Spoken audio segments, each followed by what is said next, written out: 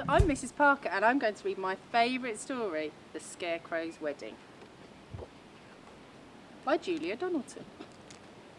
Betty O'Barley and Harry O'Hay were scarecrows. They scared lots of crows every day. Harry loved Betty and Betty loved Harry. So Harry said, "Betty, my beauty, let's marry. Let's have a wedding, the best wedding yet. A wedding that no one will ever forget." Betty agreed, so they hugged and they kissed. Then Betty said, "Harry dear, let's make a list." "Just as you say," answered Harry O'Hay. So they wrote down the things they would need on the day. A dress of white feathers, a necklace of shells, lots of pink flowers, 2 rings and some bells.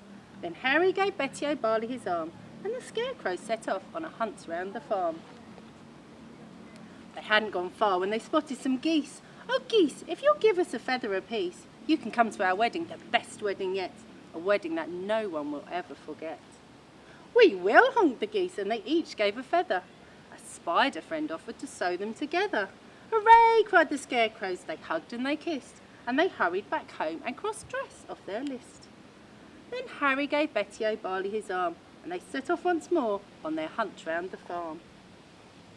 They hadn't gone far when some cows gathered round, and the bells round their necks made a wonderful sound. Ring-a-ding-ding, ring-a-ding-ding. "Oh, cows, will you please come and make your bells ring for our wonderful wedding, the best wedding yet, a wedding that no one will ever forget?"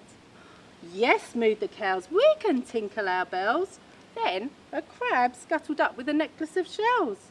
Some mouse found 2 rings in a bin. They were certain the rings had belonged to an old farmhouse curtain. "Hooray!" cried the scarecrows. They hugged and they kissed. "Pink flowers are the only things left on our list." Then Harry said, "Betty dear, I can find those. Why don't I pick some while you have a doze?"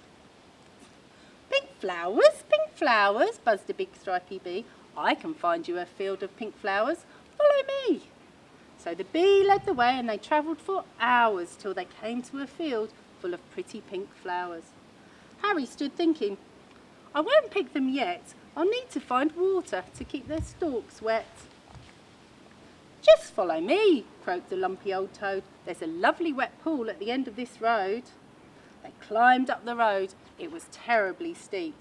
"I'm tired," said the toad, so they stopped for a sleep.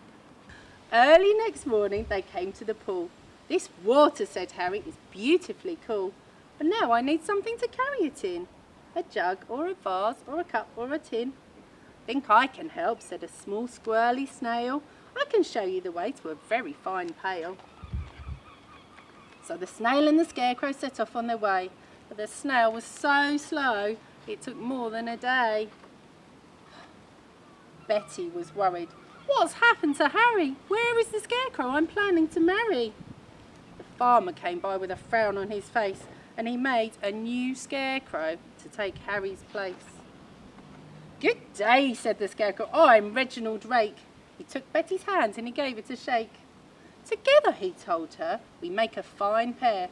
You're really quite pretty, apart from your hair." Then he jumped in the tractor and told her, "Hop in, I'm a really fast driver. Let's go for a spin." But Betty said, "No, I must wait here for Harry. He is the scarecrow I'm planning to marry. We're planning our wedding, the best wedding yet, a wedding that no one will ever forget."